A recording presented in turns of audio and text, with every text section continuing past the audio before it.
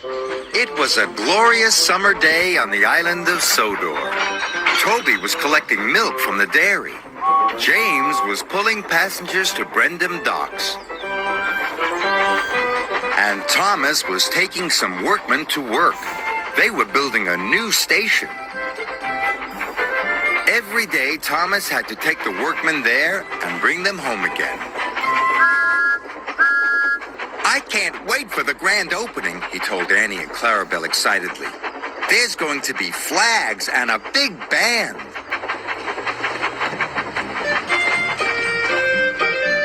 On the way to the new station, there was a difficult bend in the track. Thomas didn't like it at all. He was worried about the bend. But his good friends Annie and Clarabelle were there to help him. Slow down, they sang out. Slow down and puff with care. So Thomas did slow down, and he puffed with care. Thank you, Thomas puffed to Annie and Clarabelle. I couldn't have done it without you.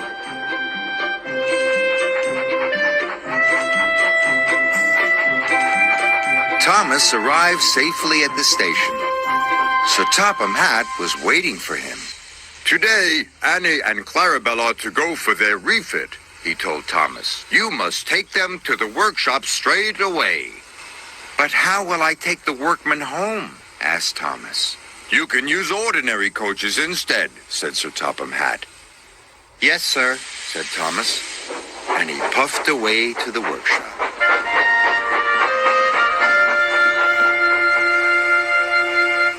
Thomas said goodbye to Annie and Clarabelle. He was sad.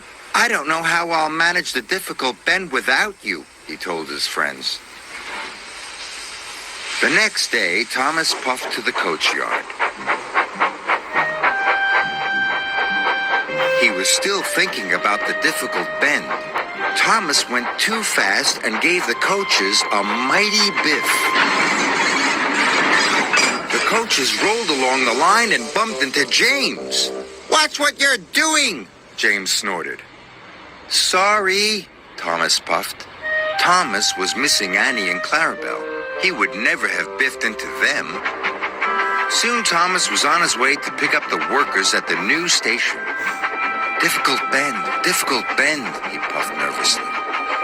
The difficult bend came nearer and nearer. Thomas was supposed to slow down, but he wanted to get past the bend quickly. So Thomas went faster and faster. The coaches rattled and shook. Soon be over, Thomas said to himself. And soon it was.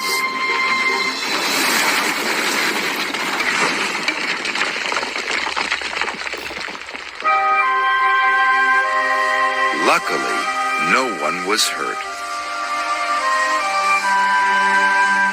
But Thomas felt sadder than ever. Harvey arrived to help clear up the mess. Harvey didn't like seeing Thomas so unhappy. I can't go around the difficult bend, Thomas wheezed sadly. I'm not a useful engine without Annie and Clarabelle. You are a really useful engine, said Harvey, and a jolly good friend. And he puffed away.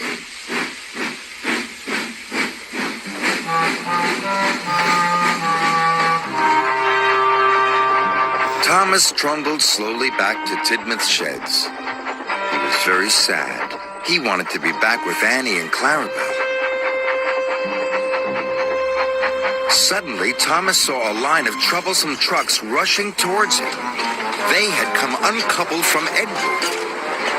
Cinders and ashes, cried Thomas. The troublesome trucks are heading for the new station, and they're going too fast. I must warn the station master. So he raced after them. The troublesome trucks clattered along the track.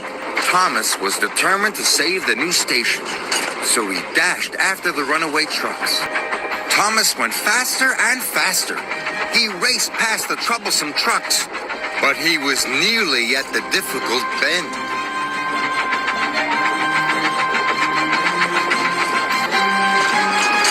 Thomas wanted to go fast, But he knew he couldn't. Slow down, said Thomas to himself. Slow down and puff with care. Thomas applied his brakes. He slowed down and puffed very carefully. He made it all around the difficult bend, all by himself. I've done it, he tooted. But so did the runaway trucks. Thomas puffed as fast as he could. And he raced into the station just in time. Runaway trucks are coming, he cried.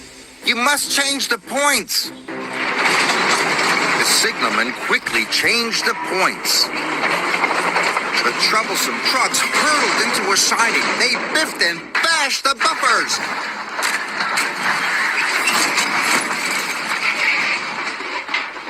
But the station was safe.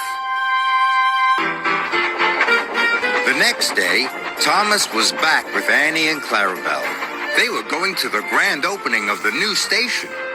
They chuffed along happily together. And when they came to the difficult bend, Thomas slowed down and puffed with care. The difficult bend wasn't difficult anymore.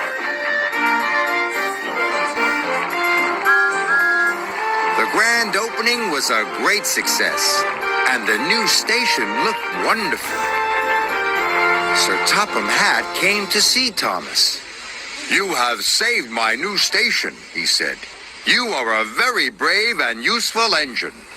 Thank you, sir, said Thomas. He was so proud it made his firebox glow.